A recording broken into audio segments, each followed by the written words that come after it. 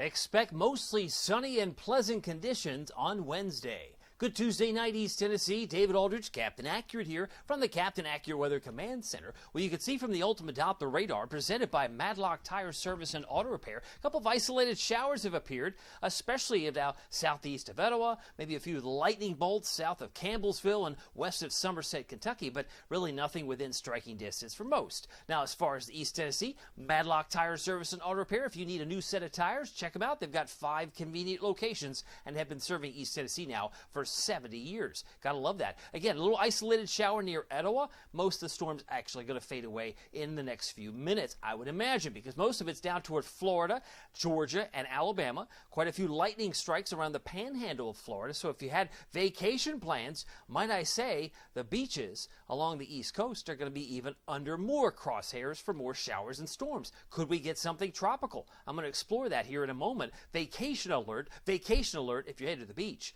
for this Memorial Day weekend. You don't want to miss it. I'm going to show you what you may be riding into and driving into. One little tornado marker there in West Texas, east of El Paso and west of Dallas, there has been some tornado activity there over the last 24 to 36 hours. Our high temperature today hit 80 degrees.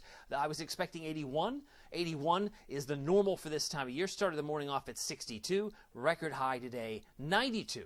Meanwhile, we hit 80 in Oak Ridge, 78 Kingston, 74 Crossville, and it was 79 in Maryville, Alcoa this afternoon, 78 Morristown. If you look around the state, it was a little warmer in Nashville at 83, a little bit cooler in Atlanta. They were at 72. Now, my expectation tonight was for clouds to decrease and mostly clear late. Well, it looks like the clouds are already decreasing pretty rapidly. In fact, maybe a few hanging on along the foothills and Smokies, but even those should start to vacate the premises, so we'll find a cooler night tonight as we ease back into the lower to mid-50s. But tonight, here are your headlines. Mostly sunny Wednesday, check. Watching the coast this weekend, and could it be rainy here on Sunday? Some of the new data suggests whatever might form out there, tropical, subtropical, maybe just a heavy rainmaker, and kind of meanders over here on Sunday. I mean, stranger things have been known to happen, and that would certainly keep our temperatures a lot cooler, may only get into the 60s for highs, if the remnants of whatever that thing is, and I'll show you what I'm talking about. But rainy at times on Sunday, certainly a possibility. Now, when you see 2 flags, that's an indication that, I guess the lifeguard would be the one posting this, but other officials would post this. The 2 red flags with the black square rectangle means a hurricane. If you only see 1, did you know that's a tropical storm? So we'll talk about hurricane tropical names here. Arlene is the first name on the list. We did have an unnamed storm. I don't know a lot of folks talked about it. But back in January, we had an unnamed storm, never got a name. So Arlene would be technically the second named, the second storm with the first name. It's a little strange. It's like playing chess. Anyway, Arlene, Brett, Cindy are the first names on this tropical season list. Now, we know September 10th, historically, around Labor Day, is when hurricane season hits its fever pitch. It's when it's most active.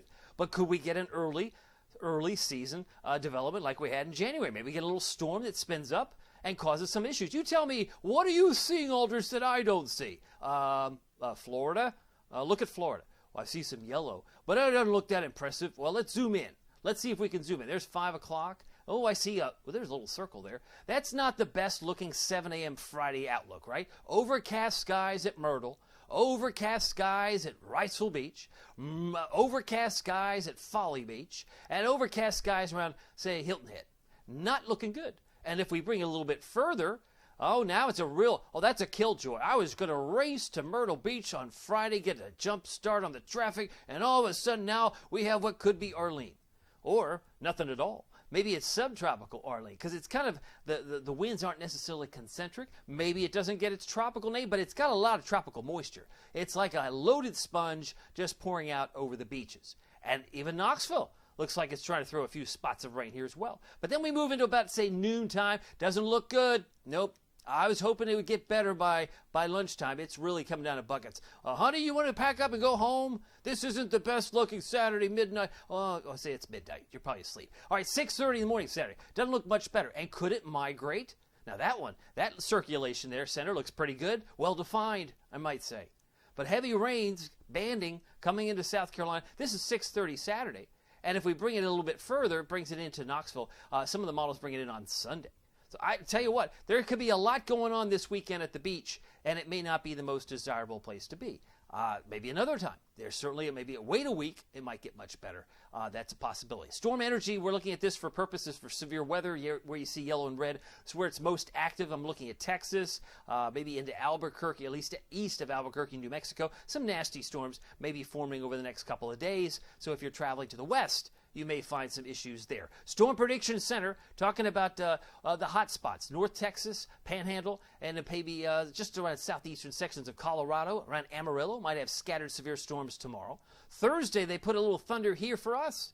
And even though the expectation is sunny, something weird like a trough could suddenly form on the heels of this tropical feature off the coast. By the Wednesday time frame, we're looking for mostly sunny skies tomorrow. I see it dry, a little bit of model noise around Nashville. But it's interesting because it's still painting some showers that most models don't see on Thursday.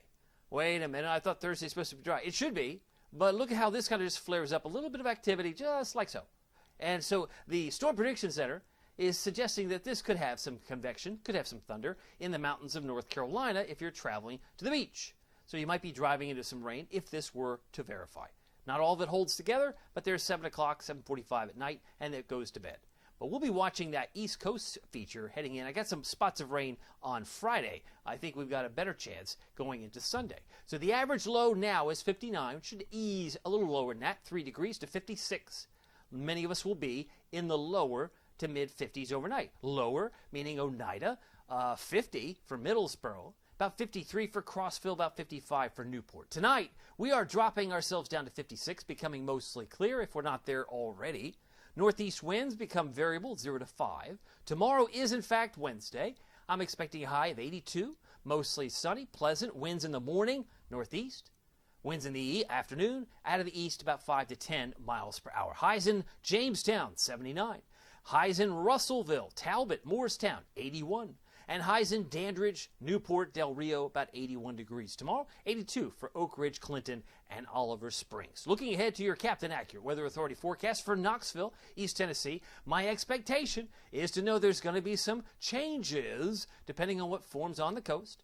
But right now, if I'm holding on to my thesis here, I think we're going to get some development. It might get the name Arlene. It might not get any name at all. It could be subtropical or just a real headache. You might give it its own name. If you're going to the beach, I named this storm a headache because I spent all this money on a beach house and now I got this to worry about. I tell you what, it's not going to be the best day at the beach, whether it gets a name, Arlene, or not.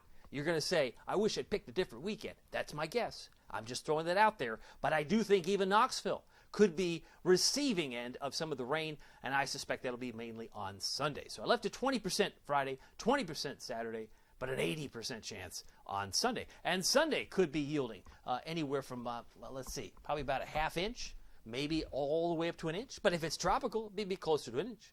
A lot of rain would certainly cut down on some of the dryness that we've had in some spots. Temperatures rebound, though, once the sun's back out to lower 80s on Tuesday. By the way, keep track of it all using the Captain Accurate Weather app. It's free. It works anywhere in the country, anywhere in the tropics. You're going to the Bahamas, you're going to the Virgin Islands, wherever you're going on a cruise, it works there too. You have global lightning on this app.